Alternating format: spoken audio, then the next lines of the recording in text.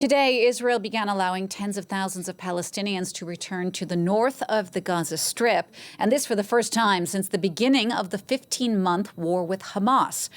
That opening comes in line with the fragile ceasefire that's been in place for over a week now.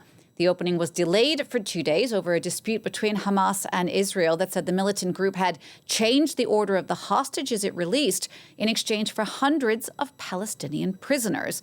But mediators were able to resolve that dispute overnight. Well, for the very latest on what's happening there now, let's go live to France 24's Mark Owen, who's in Jerusalem. Mark, we're talking about thousands, if not tens of thousands, of these displaced people in Gaza finally going back to what's left of their homes. How is this story being told in Israel? It is a remarkable story as it's unfolding in front of us, and both sides are trying to put their own kind of spin on it to say that they've actually won a point over this one. Clearly, Hamas is saying, look, this is the first time that Palestinians have actually been going home, refugees returning to where they came from. They're saying they've forced the issue. Yes, more hostages being released, but they're saying they've forced back the IDF to allow them through. The Netzarim corridor is open, 2 crossings letting people through. And since this morning, the crossings Rashid on the coast and Saladin towards the centre have seen, first of all, pedestrians going through and then cars going through. Cars, of course, being checked by private security personnel supplied by an American company to make sure there are no armed units going through and no arms being smuggled back into the north of the Gaza Strip. So people who wanted to go forward, as was in line with phase 1 of the agreement that was signed back on January the 19th, they've been going back to their homes. Now, what they'll find there, of course, is a very different matter to what they left. Much of the area is reduced to rubble. There's very little left of their actual neighborhoods, but they're still seeing this, Hamas, the Palestinian side of things, as a victory for them. And then again, from the Israeli side of it all, they're saying they forced Hamas to backtrack and more hostages will be released. And they finally got hold of, Israel says, the actual list of the hostages concerned. Right. And as you say, Mark, I mean, both sides are trying to make the most of things for their own benefit. That means, of course, the hostages and all the displaced people are finding themselves caught in the middle of all of this. How are the next few days set to unfold? The next few days could be very interesting indeed. We are told on Thursday there will be the release of the hostage, Arbel Yehud, who was supposed to have been released in the first lot of hostages who came out on January the 19th.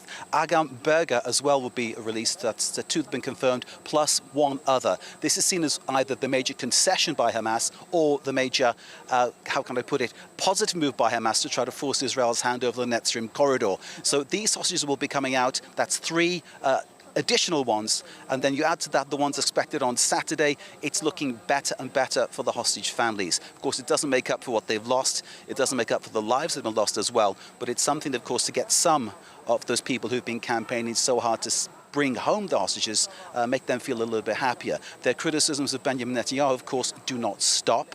They're still very critical about how he's handled this.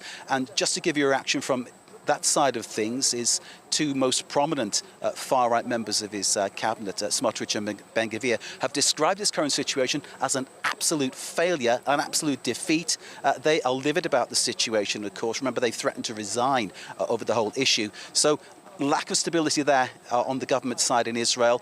The truce is still, it has to be said, fragile, because we're seeing in other parts of the Palestinian territory, people being killed in attacks. For instance, there was a drone strike not far from Nablus earlier today. 1 man was killed in that. There have been issues going on in Jenin as well, in the north of the West Bank. So lots of things happening there between IDF, Israeli military, and Israeli settlers or colonists, depending on how you want to interpret it, basically attacking local people. It adds to a certain fragility of the situation. But nonetheless, there will be some positive news coming Thursday with more hostages being released. This coincides with Trump's Middle East envoy, Steve Witkoff, coming into the region. He, of course, was last night at the opening of a synagogue in New York with Israel's President Isaac Herzog. So lots of things for Trump to say, this is positive, I did it. But on that point, his suggestion that the people of Gaza be relocated to and other countries such as Egypt, Jordan, you name it, he's come up with a whole list of places, or just shunt it out completely while Gaza is reconstructed. The Palestinians and Hamas have reacted to that, saying that that would be tantamount to a war crime and that the Gaza Strip will be rebuilt by Palestinian hands and chillingly, Hamas saying their finger remains on the trigger. All right, Mark, thanks so much for that. That's France 24's Mark Owen in Jerusalem.